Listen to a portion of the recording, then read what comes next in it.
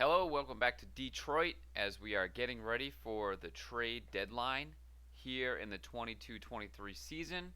Last episode we said we're probably going to try to be a little bit active and making some tweaks around the edges of this team. Let's take a look at the team info tab. Excuse me. Let's go to the insights tab just to take a look at how we're looking in this season so far. And as you can see, we are a much better defensive team than we are offensive, which is interesting because we did add a dynamic scorer in Zach LaVine through free agency. We clearly don't shoot that well from the floor. Um, 3-point percentage leaves a little room for improvement, but we do block a lot of shots. We don't clearly don't move the ball, and I think that comes down to Cade Cunningham being really the only passer on the floor at any moment. But we are rebounding the ball pretty well. And that net rating tells us that, like our record shows, we are a pretty average team. We're right in the middle. We're not a league leader for any category, and that's to be expected.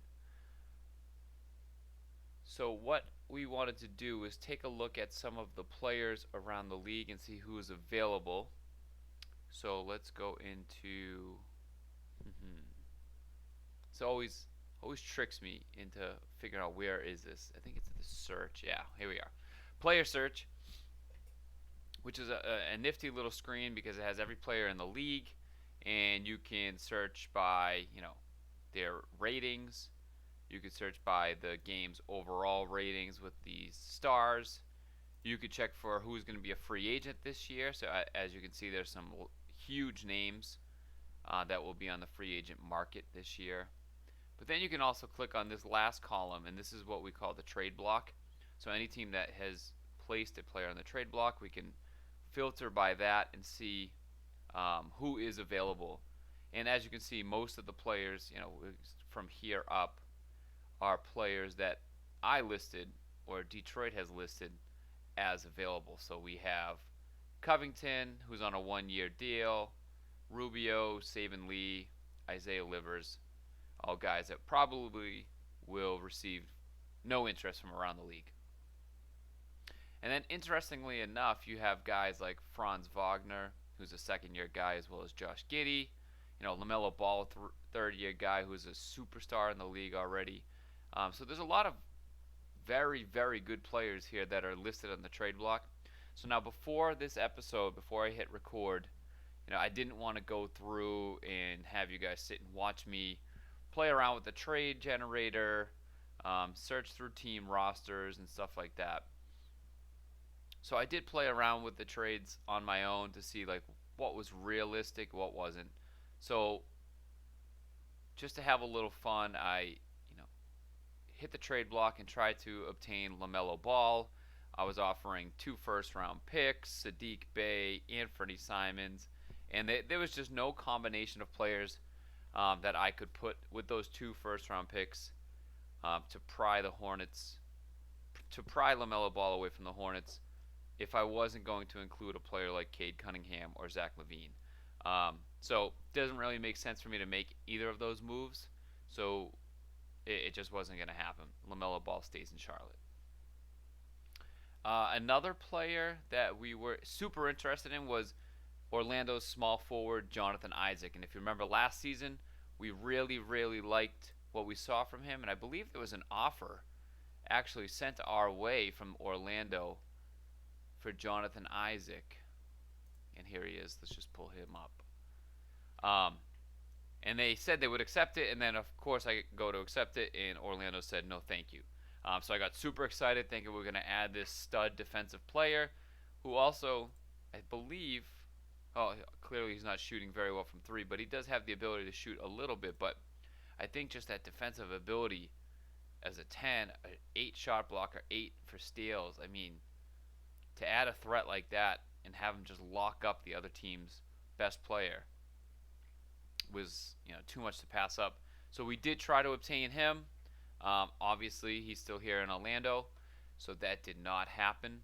Tried to put together, again, 2 first-round picks, a young player, and there was no combination of players to make that work. And then I went over to the standings and filtered by the conference, checked out who's on the bottom. Orlando, Chicago, Charlotte, Cleveland. So I was looking at some of the teams. Not a ton of players that really interested us. Minnesota, Houston, Oklahoma City, and then I saw the Lakers. Dead last. Actually, dead last in the entire league. So when we head over to this roster, there's obviously a stud in Anthony Davis still floating around, a bucket getter, a defender, still 29 years old, 3 years on his deal, superstar. We figured maybe the Lakers are ready to rebuild. Let's throw everything we had at them. Obviously, no, didn't want to give up Cade Cunningham. And it just wasn't going to happen. The Lakers were standing pat, and I guess they're going to try to rebuild around Anthony Davis, so that didn't happen. So we went back and forth trying to make some big deals, some smaller deals. And then we went back and looked at our statistics, and the power forward position was something that was really bothering us. We were starting Isaiah Roby, and we had Robert Covington coming off the bench. And Robert Covington, as you can see, we pull up I love this miscellaneous stats page, because when you click on Covington, he's got a pretty good stop percentage for a bigger guy. 776 is pretty good. And points allowed per shots faced is 0.84, so he's doing pretty well defensively, and that's really what he's here for. He's a good defender, pretty good ball theft. He's not looking to score, so he's not going to, his usage shouldn't be too high. We can also pull that up through the advanced stats.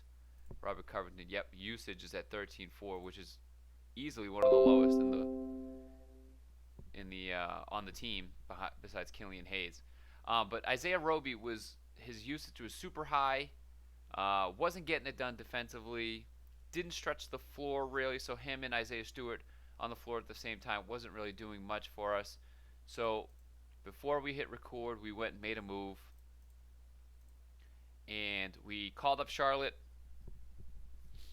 And we decided to move Isaiah Roby and big man Luka Garza, along with our first round pick this year, to the Hornets for Kai Jones.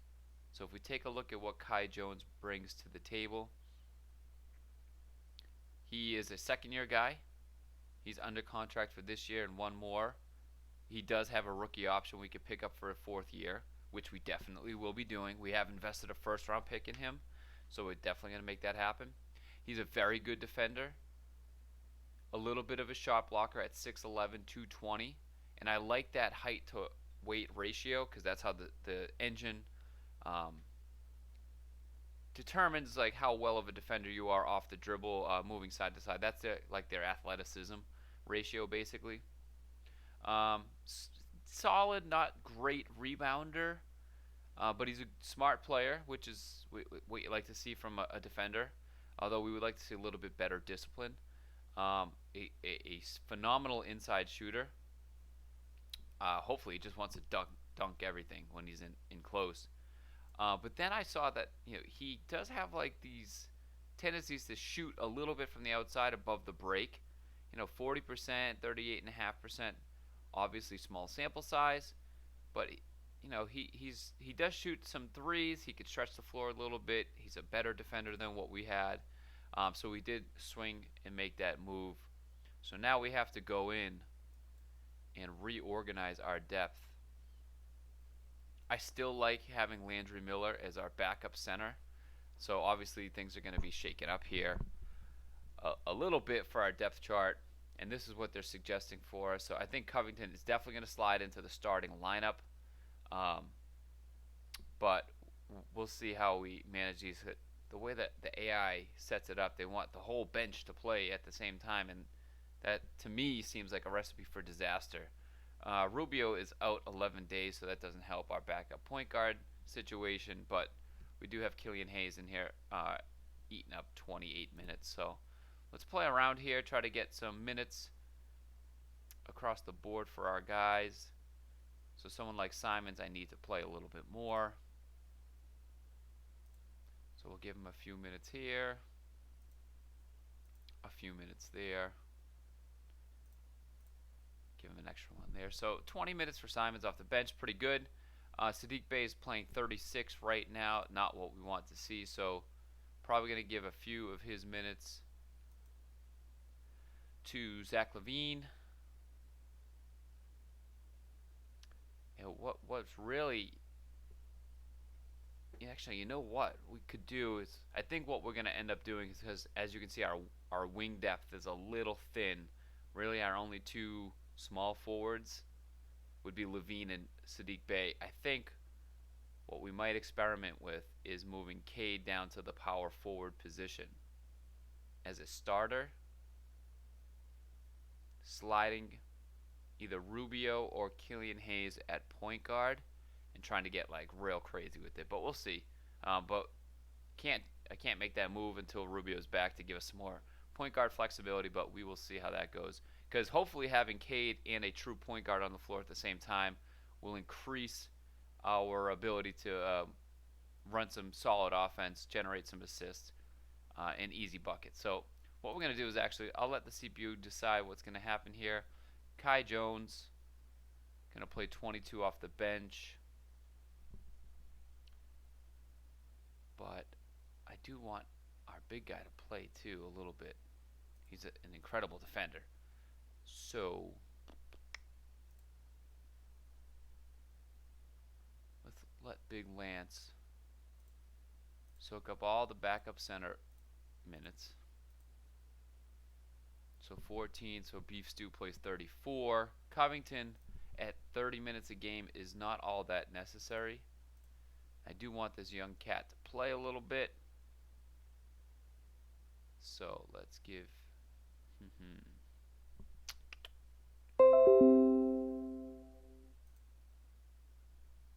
give him 16 minutes. I guess that's all right.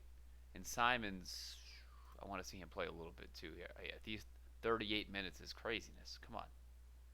Run these guys into the floor. So he's up to 18. He's at 30. Cade. Let's give him a blow there.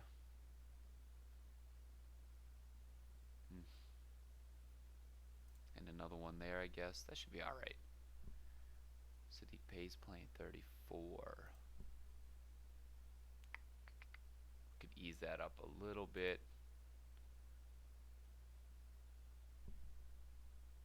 I don't really want Simons playing.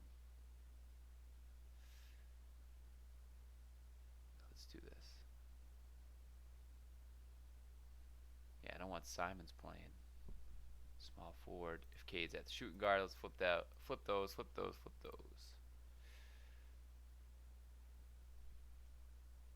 All right, we'll run with that for a little bit. All right, so I think that's gonna be all the only moves we make. We just came off a first round pick. Hopefully we're not making a mistake. We did make a mistake taking Lance Flick in the first, so maybe it's a blessing in disguise to get out from the burden of having a first round pick. So, not sure how far we're gonna get. Do want to make sure we approach the trade deadline, which is February 8th. So let's get up to like February 7th, see how far we make, and go from there. Clearly, we did not get too far. We have ourselves an injury. Or do we just not have enough players available? Is that it?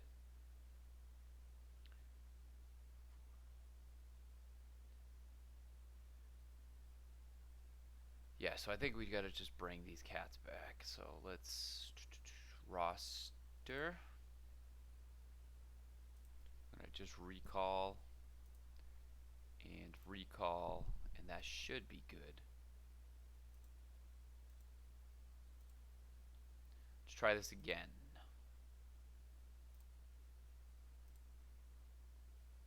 Oof, 1 point loss.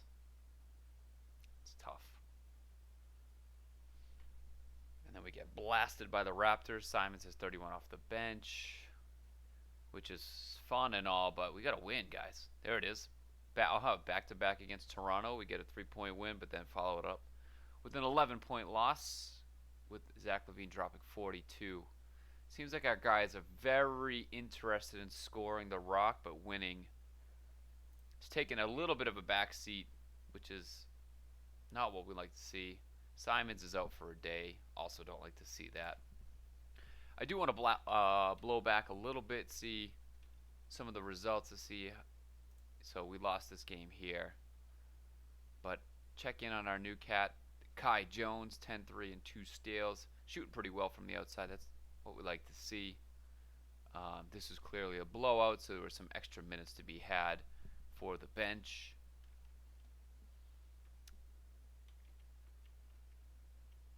And then we had a 1 point, oh, even worse, a home loss. Kai Jones not playing well in that one.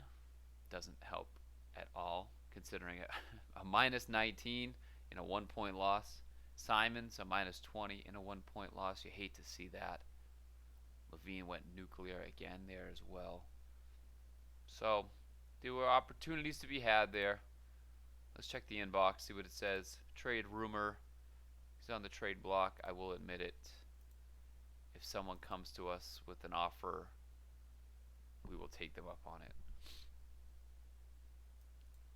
Now, I think we are 1 day away from the trade deadline. And did we miss any moves here? Okay. Nope, just our trade. And let's see. Rubio is 3 days out. Simons for 1 day. We're hurting here, people.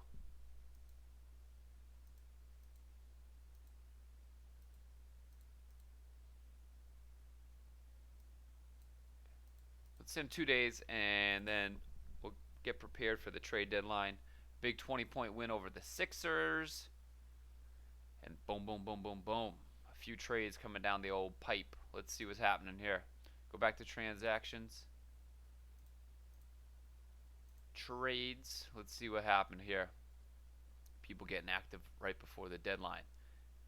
Matisse and Seth Curry go to the Lakers for Kendrick Nunn. That's a nice little deal for the Lakers on their rebuild. Freedom, McConnell, and young big Isaiah Jackson to Gordon Hayward. For Gordon Hayward and a first from Charlotte. Interesting. Actually, we gave Gordon Hayward a look as well. To see if he could fill a wing position, but just wasn't having it. I'm not sure why. Charlotte's probably giving a first here just to get off this salary, but who knows. McBride, Zach Collins to the Celtics to bring back Bobby Portis. How is Collins in this sim? Good defender, but that's about it. It's a nothing trade. Diallo, Quentin Grimes, for Brandon Clark. He was also on the trade block that we didn't really pursue him. But why would Memphis give a first to get either of these two bums and give up Brandon Clark? Doesn't make sense. That's a poor trade for Memphis. The Pelicans move Valanciunas, Najee Marshall, Trey Murphy to the Celtics for Al Horford and a first. People are just throwing first rounds like crazy. McRae for Marquise Teague. That's a nothing trade. The Warriors give up on Kuminga and 2 young bigs for Terrence Ross and a first. Terrence Ross is probably still a bucket getter, although he doesn't have that player type. That's just his DNA. Kuminga clearly has a little bit of a...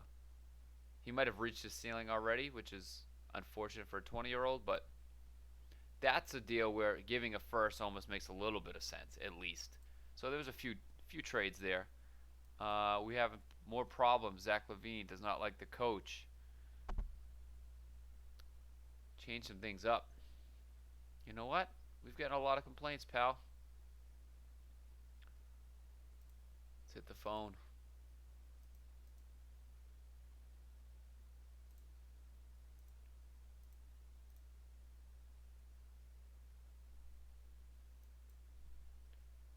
All right, make some changes, man. See how that goes. It's a player empowerment league here, obviously. But lost in the shuffle of that last 2-day sim. We grabbed the 20-point win over the Sixers. Always a pleasure. How did our Cats play? 21, 17, and 7 with a block from Cade. 23 points from Zach LaVine. Kai Jones, 11, 5, and a steal off the bench. Killian Hayes, a double-double, 10, 3, and 11, the steal and a block. I really like what we're getting out of Killian Hayes this season. I think he's going to be a huge benefactor if we make the move of Cade to like small forward, power forward, and let him start next to all these scores. I think we could see something really, some serious promise from him. But let's go back. We got one more day for the trade deadline. I tried to move Covington. I tried to move Rubio. It just wasn't happening. So we're going to go past the trade deadline with a small minor move. And we have invalid roster. Just let us do it. Let us get to. Oh no. Cade, bruised thigh, out 1 day. What in the actual? All right, I'm gonna store this, even though Rubio is not included in our matrix. We'll do a suggest all here. Killian Hayes is gonna probably run out of gas this sim because he's playing almost every minute. But good for you, son. Whoa, 3-point win. Who would have thunk? Let's check that out before we go and dive into the trades at the deadline. 3-point win over the lowly Bulls. Chris Boucher lit us up for 35. Vucevic 24 and 12. But on our side, 33, 7 and 4 with 3 steals for LaVine. 21 from Bay. Simons, 10 points off the bench. 50% from the floor. Kai Jones, 12 and 3. Not bad. Not a bad little win. All right, over to the transactions. I want to see what happened around the league. See if there's any blockbuster deals that just went down. Okay, whoa. Joel Embiid leaving Philly for Minnesota for Karl Anthony Towns and a token second-round pick. Clearly, Embiid has overstayed his welcome in Philly. The 28-year-old is going to be the newest Timberwolf, while Karl Anthony Towns, he's only just 1 year younger, so it's not like anything crazy here. Guess it's just a personality clash there, so it'll be interesting to see how their careers move forward. Chris Duarte, the second-year man, actually showing some good potential. That's pretty crazy. Yeah, we'll be on the move to Charlotte as Charlotte continues their rebuild, giving up Kelly Oubre, who's a solid defender. But look at that. They're just moving off that expiring deal. Give a second-round pick to get a promising young guard. Nice move by Charlotte there. The Pelicans trade Josh Hart for Alex Caruso. That's not a bad deal for both sides either. Zeke Naji leaving Denver for the Cavs. Sterling Brown, a know-nothing trade. So, pretty interesting stuff there.